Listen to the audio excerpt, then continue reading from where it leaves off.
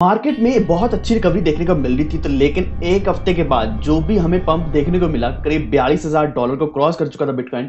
लेकिन फिर से ये नीचे गिर गया, उतना ही इक्विवेलेंट डंप भी हमने देखा है आज के दिन। तो इसके पीछे मेजर रीजन क्या है वो मैं आपके लिए लेके आया हूँ सारी जानकारी कि बार बार यहाँ इतनी ज्यादा फ्लक्चुएशन क्यों हो रही है, मार्केट फिर से क्यों नीचे जा रही है।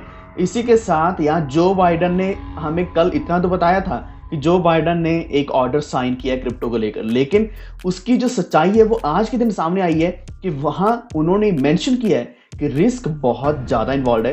तो ये सब कुछ मैं डिटेल में बताने की कोशिश करूंगा। इसी के साथ हमने यहाँ देखा कि आज के दिन $55 मिलियन की जो लिक्विडेशन हुई हैं। तो एक्चुअल में इस तरीके की इक्वल अमाउंट की लिक्विडेशन पहले भी हुई थी जब ये बिटकॉइन पंप हुआ था। तो ये सब कुछ लगातार ऐसे चल रहा है। इसी के साथ एक और चीज हमें डिस्कस करनी है कि जो बाइडन है उनके अकॉर्डिंग, उनके ऑर्डर के अनुसार उन्होंने कहा है कि इंडिया में सबसे ज्यादा स्कोप है क्रिप्टो करेंसीज को लेकर इंप्रूव करने का। और तो वीडियो बहुत ही ज्यादा इंपॉर्टेंट होगा, अभी इसे लाइक कर दो। लेकिन अगर हमारे चैनल पे पहली बार आए तो अभी से वॉर ट्रेड चैनल को सब्सक्राइब करके बेल आइकन दबा लीजिए ताकि आप तक सारे नोटिफिकेशन इस तरीके की वीडियोस के सबसे पहले पहुंचते रहें। और इसी के साथ टेलीग्राम को ज्वाइन कर लो, वॉर ऑफिशियल सर्च कर लो या फिर आपको लिंक मिल जाएगा डिस्क्रिप्शन में। तो इसके ऊपर आपको हर एक जानकारी साथ के साथ मिलती रहेगी सबसे पहले। तो हम यहाँ चलते हैं सबसे मेन चीज के ऊपर जिस कारण आज मार्केट नीचे गिरी है।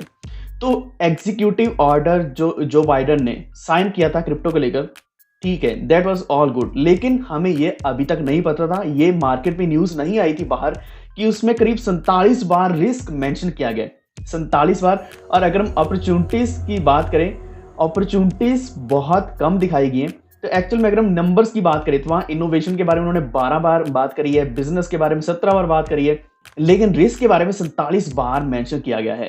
यानी कि ओवरऑल जो भी यहाँ फ्रेमवर्क बनाया गया है उसके अकॉर्डिंग ये है कि क्रिप्टो करेंसी में रिस्क बहुत ज्यादा इन्वॉल्व है। तो ये तो था पहला रीजन क्यों मार्केट डंप हुई। दूसरा रीजन, ऑलरेडी यूएस इन्फ्लेशन जैसे यहाँ राइज हो चुके 7.9%। तो फरवरी का डाटा अभी सामने आया है, तो ये इतना ऊपर जा चुका है जो कि 40 साल में पहली बार इतनी ज्यादा इन्फ्लेशन ऊपर गई है। इसका कारण क्या है? तो एक्चुअली में आप खुद जानते हैं कि रशिया और यूक्रेन में वॉर चल रहे हैं, तो वहां के जो ऑयल एंड क्रूड के प्राइसेस हैं वो प्राइसेस को बहुत ज्यादा ऊपर कर रहे हैं। एंड उन प्राइसेस को इंक्रीज करने की वजह से सबसे ज्यादा इंपैक्ट ओवरऑल सारी इकोनॉमीज के ऊपर पड़ेगा, इन्फ्लेशन भी आएगी। एंड कई बार होता है कि रिसेशन आता है तो प्राइसेस नीचे गिरना शुरू हो जाते हैं। और इसी के साथ प्रॉपर्टीज के प्राइसेस, हर एक चीज के प्राइसेस, इवन हर एक जो कंपनी है वो रिसेशन में चले जाते हैं। लेकिन यहाँ क्या है कि इन्फ्लेशन है, जब इन्फ्लेशन आती है तो जनरली क्या किया जाता है कि समहाउ इसको प्रोटेक्ट करने के लिए जो इंटरेस्ट रेट्स है उनको हाइक किया जाता है। तो इंटरेस्ट रेट्स को डेफिनेटली हाइक करना ही पड़ेगा, अगर ये नहीं किया गया तो यहाँ जो इन्फ्लेशन कंट्रोल नहीं हो पाएगी, जिस वजह से ग्लोबली इन्फ्लेशन आ जाएगी और पूरी इकोनॉमीज, सारी इकोनॉमीज कोलैप्स हो जाएंगी।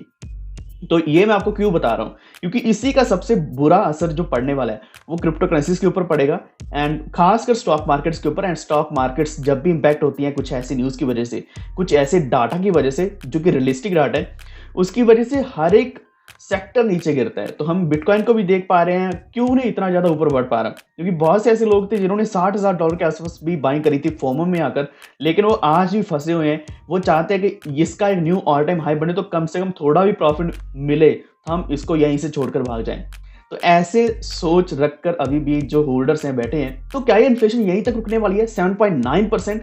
ऐसा नहीं है। आने वाले महीनों के अंदर ये वॉर अगर ऐसे ही लगातार चलता गया तो कमोडिटीज और हर एक चीज के प्राइसेस बढ़ जाएंगे। हमने ऑलरेडी देखा है कि इंडिया में हमने देखा कि पेट्रोल के, डीजल के प्राइसेस बढ़े हैं, तो यही इंपैक्ट हर एक चीज के ऊपर देखेगा।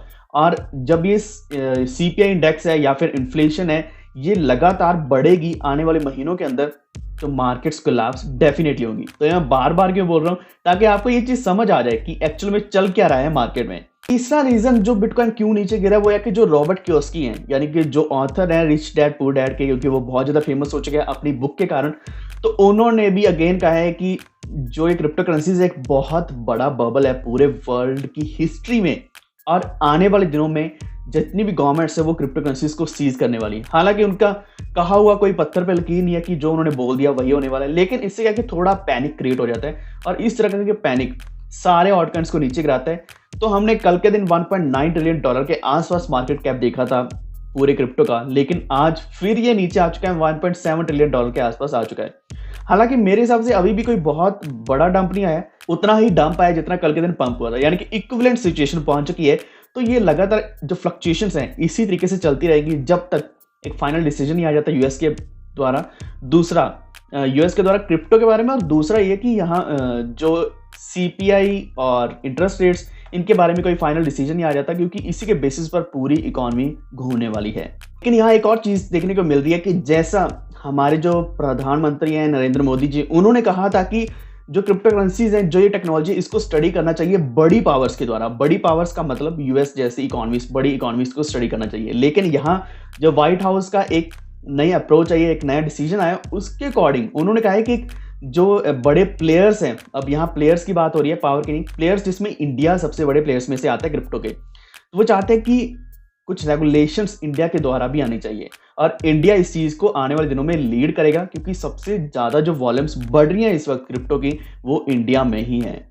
और इसी चीज़ को देखते हुए हम एक जो बाइडेन के डिसीजन को या फिर उनके ऑर्डर को साइन करने का तो वेट कर ही रहे थे, लेकिन इसी के साथ जो एडॉप्शन है क्रिप्टो करेंसीज का और भी ज़्यादा बढ़ चुका है। इवन जो इंडिया के फाइनेंस मिनिस्टर है हमारे निर्मला सीतारमण जी, उन्होंने कहा कि सीबीडीसी जो हमने एक्सपेक्ट किया था कि कुछ महीनों के अंदर आएगा, उससे भी जल्दी आने वाला है। तो इसीलिए इंडियन गवर्नमेंट एनकरेज हो चुकी है कि हमें सबसे पहले सीबीडीसी लाना चाहिए।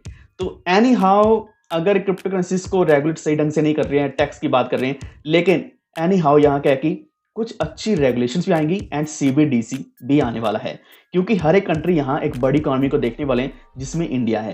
तो यही है एक मेजर रीजन जिसकी वजह से मार्केट फिर से नीचे गिरी है। कुछ और अपडेट्स मैं नेक्स्ट वीडियो में डालने वाला हूँ, क्योंकि यहाँ एक बात इंपॉर्टेंट करनी थी आपसे कि लूना ने, आपने देखा होगा कि हमने $50 के आसपास बाइंग करी थी पिछले महीने, और यहाँ हमने ऑलमोस्ट 2x तक का प्रॉफिट ले लिया, क्योंकि लूना ने अपना एक न्यू ऑल टाइम हाई बनाया है। तो ऐसे कुछ और कॉइन्स हैं जिनमें ऑलरेडी आपको इन्वेस्ट करके रखना चाहिए, जिसमें बेसिकली आपके पास यहाँ सोलाना होना चाहिए, एवलांच होना चाहिए, पोल्का डॉट में यहाँ आपकी कुछ अमाउंट होना चाहिए, मैटिक में होना चाहिए, इसी के साथ एटम हो गया, एफटीटी हो गया, एक और कॉइन आपको जो बताना है मेन, एक्सी इन्फिनिटी। तो एक्सी इन्फिनिटी यानी कि मेटावर्स की कैटेगरी के भी कुछ कॉइन्स, इनको लेकर रखो। यही कॉइन्स अपना न्यू ऑल टाइम हाई बनाने वाले हैं। तो लूना जैसी परफॉर्मेंस बहुत से कॉइन्स देंगे। अगर अभी आपके पास होल्डिंग्स रहेंगी तो आने वाले दिनों में आप वही बहुत अच्छा प्रॉफिट बुक कर पाओगे। तो ऐसी अपडेट्स मैं आपको टेलीग्राम के ऊपर बताऊंगा। वॉफिट ऑफिशियल सर्च कर लो या फिर लिंक मिल जाएगा डिस्क्रिप्शन में। तो अगर आपको जानकारी थोड़ी भी अच्छी लगी है तो लाइक एंड शेयर जरूर कर देना, और हमारे चैनल वॉफिट को सब्सक्राइब करके बेल आइकन दबा लीजिए, ताकि आप तक सारे नोटिफिकेशन सबसे पहले पहुंचे। धन्यवाद।